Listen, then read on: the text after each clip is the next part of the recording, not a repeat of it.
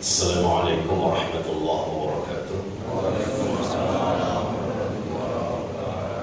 Bismillah, alhamdulillah, Allahumma salli wa sallim ala rasulillah wa alihi wa ashabihi wa ba'du.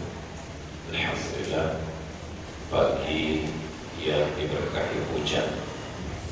Alhamdulillah, mudah-mudahan membawa keberkahan. Dan mudah-mudahan curahan hujan ini sebagai tanda Allah mengampuni dosa-dosa kita semua. Alhamdulillah, kita bersyukuri bahwa hujan bagian dari anugerah yang sangat berharga buat kehidupan. Kalau dalam Al-Quran Allah sampaikan kepada kita, waj'alna minal ma'i kulla syai'in hayy. Kami jadikan segala sesuatu yang hidup itu di antaranya bersumber dari air, maka kehidupan akan menjadi subur dan makmur jika Allah turunkan air hujan. Mudah-mudahan air hujan menjadikan satu anugerah yang besar buat kita semua yang patut kita syukuri, dan juga kita harus menerima kenyataan jika akibat hujan kemudian banjir, ya, itu satu anugerah juga. Bapak dan Ibu, pagi ini hari ke-5 di bulan Ramadan, ya, betul ya? Kita tetap punya semangat, mudah-mudahan kita diberikan kesehatan dan kekuatan sampai akhir Ramadan, dan mudah-mudahan semua ibadah kita yang terkecil sekalipun Allah terima, apalagi yang besar mudah-mudahan Allah terima buat kita semua. Pembahasan kita pagi ini menyambung hak dan kewajiban seorang muslim yang kedua. Wa idza da'aka fa'ajibhu. Kalau diundang orang, kalau kamu diundang oleh seseorang, maka penuhi undangan itu. Saudara hadirin, banyak undangan yang sering kita terima, ya. Undangan khitanan, undangan 7 bulanan, undangan akikah, undangan walimatul arus, perkawinan nikah, sampai undangan-undangan partai, kira-kira gitu kan, ya. Banyak gitu, termasuk undangan halal bihalal, Isra Mi'raj, Nabi, Maulid Nabi, itu juga undangan-undangan banyak sekali. Belum lagi undangan-undangan secara individu. Tetapi ulama kemudian memberikan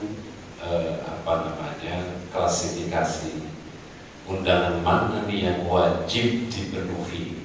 Saya semalam menelusuri beberapa sumber kitab-kitab fikih, ternyata yang wajib dipenuhi itu lebih cenderung ulama sepakat, ulama jumhur itu sepakat, itu undangan walimatul arus, itu yang wajib dipenuhi. Meskipun ada sebagian ulama dari madhab syafi'i pengikutnya itu semua undangan begitu. Tapi jumhur mengatakan undangan yang wajib dipenuhi adalah walimah. Kita bicara soal walimah. Walimah itu dari kata aulama yulimu, ilam, ya, artinya al-jam'u. Ini saya mengutip dari fikih sesar. Walimah itu dari kata minal walam, hiyal walam, wa huwa al-jam'u, berkumpul. Mengapa berkumpul? Li'anna zawjataini yajtami'atan. Ada dua jenis kelamin yang berbeda yang berkumpul, yang dianggap sah melalui pernikahan. Itu yang kemudian disebut walimah. Ada juga yang menafsirkan atau menerjemahkan apa itu walimah. Walimah at-ta'am fil arsi khasatan. Yang disebut walimah itu sebenarnya makanan yang disediakan pada saat acara perkawinan. Itu mana-mana ya yang diistilahkan oleh ulama. Ini hukumnya sunnah muakkadah. Walimah itu sunnah muakkad, sunnah yang sangat ditekankan, penting. Karena Nabi bukan hampir semua menikahi istri-istri itu, istri-istri Nabi dalam pernikahannya itu selalu melaksanakan walimah. Dalam bahasa kitanya resepsi pernikahan, kira-kira gitu ya. Hajatan, ya. Hajatan kan tidak selalu nikah ya. Jadi resepsi pernikahan. Ada yang teristimewa dari sekian pernikahan Nabi yang walimahnya itu menyembelih seekor kambing. Pernikahan dengan Zainab saja. Hadis dari Abdurrahman bin Auf ini bilang, "Aulama wal auli." Ini perintah Nabi kepada Abdurrahman bin Auf, kalau dia resepsilah kamu, walimahlah kamu dengan seekor kambing. Hadis-hadis yang kita temukan ada beberapa kisah yang disampaikan dalam hadis itu dengan Zainab itu walimah menyembelih seekor kambing. Tapi dengan yang lain itu dengan makanan kurma, kemudian disediakan gandum dan seterusnya, makanan-makanan biasa. Ada yang teristimewa dengan Zainab berbeda, menyembelih seekor kambing. Ini yang diungkap dalam beberapa hadis Rasul SAW. Jadi anjurannya adalah walimah itu sunnah muakkad, sangat ditekankan kepada kita untuk mengundang orang. Acara khusus walimah al-arus, yaitu pernikahan.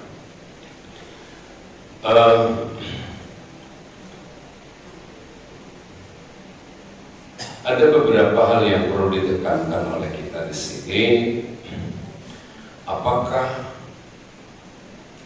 memenuhi undangan resepsi pernikahan itu wajib? Tadi saya sampaikan di atas di muka bahwa ulama berpendapat memenuhi undangan acara resepsi pernikahan itu hukumnya wajib, yang lainnya sunnah. Selain nikah itu sunnah.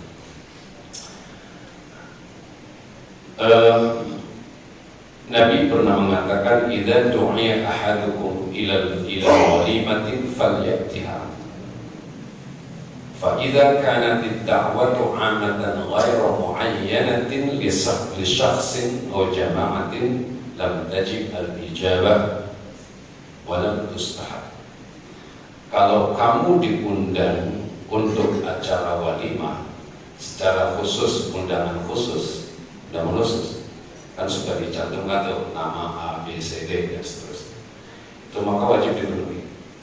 Tapi kalau undangannya itu sifatnya kolektif ya, mengundang segenap jamaah al-hijrah pada acara resepsi gitu kan jamaah itu tidak wajib secara pribadi, tapi ulama tetap menetapkan fardu kifayah, hanya salah satu orang yang bisa mewakili untuk hadir. Bahkan ada yang mengatakan lam tajib al-ijabah, perorangan itu tidak wajib memenuhi undangannya, walau mustahab, dapat sunnah pun tidak, kalau undangannya itu kolektif. Ini perlu tahu kita ya, karena ini terkait dengan hukum. Nanti kalau ada teman-teman undang, dimohon kehadiran jamaah hijrah, datang aja satu orang. Ya, ini perlu juga undangan walimah itu ya personal, ya, individu, seorang-seorang.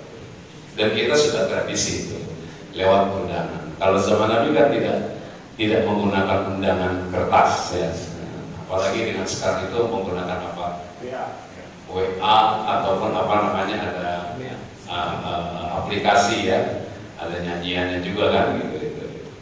Itu bagus juga kalau di aplikasi itu kan ada juga kirim rekening. Jadi tidak datang orangnya tapi rekeningnya yang datang. itu juga bagus, itu sudah modifikasi kan undangan itu. Kalau Nabi ya memang datang perorangan. Nabi itu datang mendatangi perorangan atau baik Nabi langsung ataupun melalui utusannya. Nah, ya. Jadi hukumnya menurut pandangan jumhur ulama, kalau bukan acara walimah itu tidak wajib dipenuhi. Hanya sunnah saja memenuhi undangannya. Ya. Syaratnya apa sih? Memenuhi undangan walimah itu, pertama ada beberapa pandangan di kalangan ulama.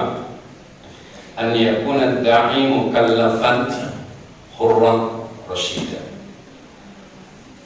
Yang undang itu orang dewasa, orang merdeka, dan undangannya logis.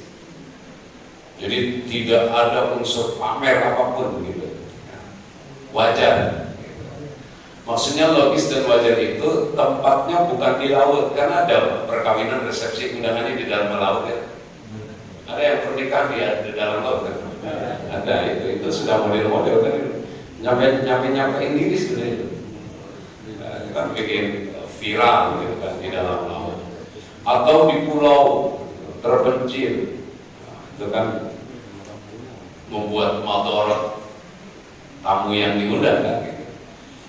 Itu satu. Jadi logislah resepsinya itu, artinya wajar dan terjangkau.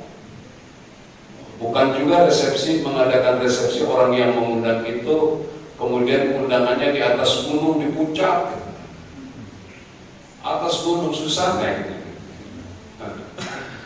Itu hal-hal yang tidak logis. Artinya walaupun itu logis masih bisa dijangkau, tapi mungkinlah itu akan menjadi beban buat orang yang diundang. Kemudian wa alla yakhussal aghniya dunal fuqara. Boleh kita memenuhi undangan kalau si pengundang itu tidak mengkhususkan undangannya itu pada orang kaya saja. Kalau dia mengkhususkan untuk orang kaya saja, itu tidak wajib, walaupun dia kaya.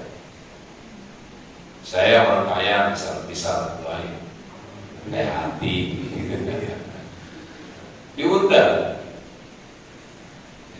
khusus untuk orang-orang kaya. Itu tidak menjadi wajib untuk memenuhi undangannya kalau undangan itu hanya khusus orang-orang kaya, lalu orang miskin sekitar dia tidak diundang.